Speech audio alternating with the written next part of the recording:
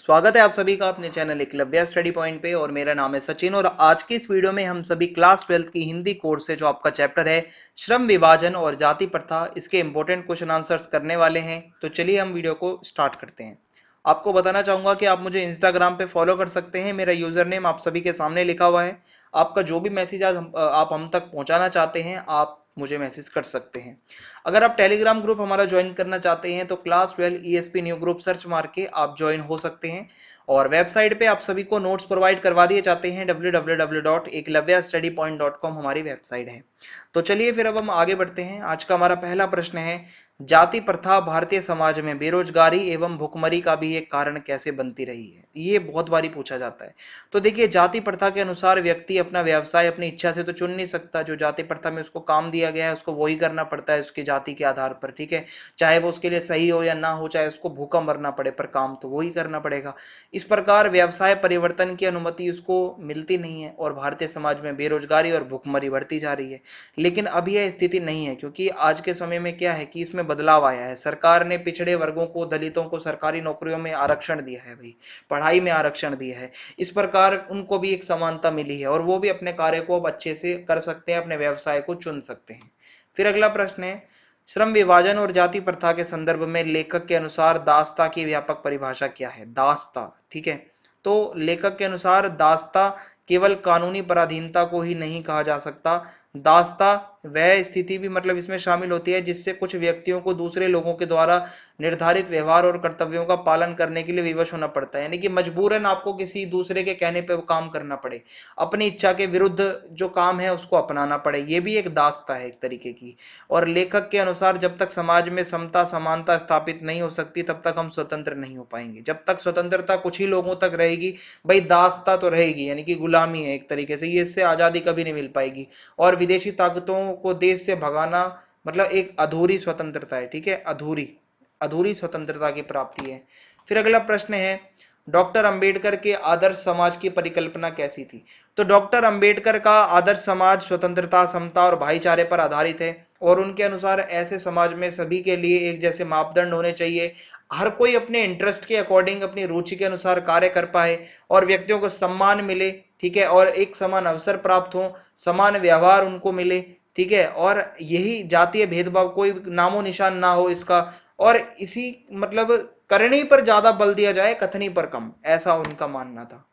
फिर जातिवाद भावनात्मक समता में बाधा उपस्थित करता है।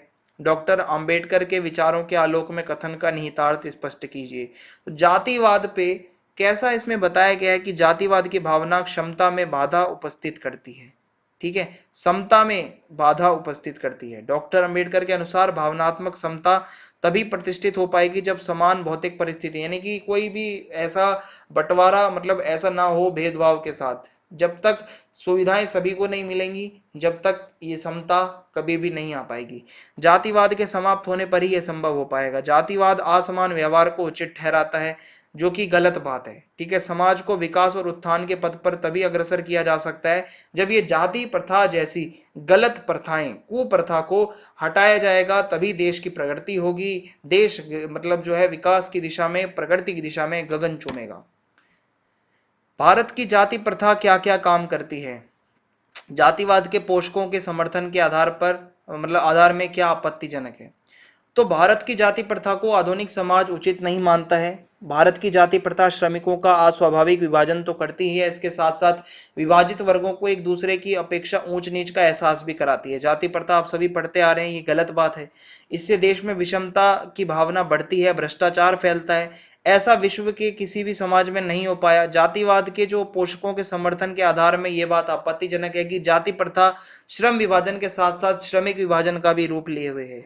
और अगर आप देखेंगे तो ये तार्किक है कि श्रम विभाजन सभ्य समाज की आवश्यकता है, परंतु कोई भी सभ्य समाज श्रमिकों का विभिन्न श्रेणियों में अस्वाभाविक विभाजन नहीं करता। यानी कि जाति के आधार पर आप किसी का विभाजन नहीं कर सकते कि उसको क्या काम करना है, ऐसे कभी भी नहीं काम चलता।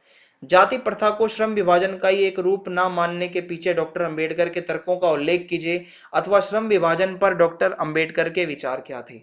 तो डॉक्टर अंबेडकर के अनुसार जाति प्रथा को श्रम विभाजन का ही एक रूप नहीं माना जा सकता, क्योंकि उन्होंने बताया है कि श्रम विभाजन मनुष्य की रुचि पर आधारित नहीं है।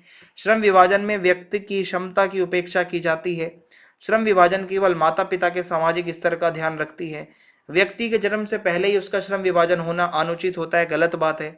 और जाति प्रथा व्यक्ति को जीवन भर के लिए एक ही व्यवसाय से बांध देती है। व्यवसाय उपयुक्त हो, गलत हो, सही हो, चाहे कुछ भी हो, पर उसको काम वही करना पड़ता है। विपरीत परिस्थितियों में भी पेशा बदलने की अनुमति नहीं मिलती उसको, मतलब जो पेशा उसको जाति के अनुसार मिला होता है वही करना पड़ता है, चाहे भूखा क्यों ना मरना पड़े। तो ये सब बातें अम्बेडकर जी गलत बताते हैं।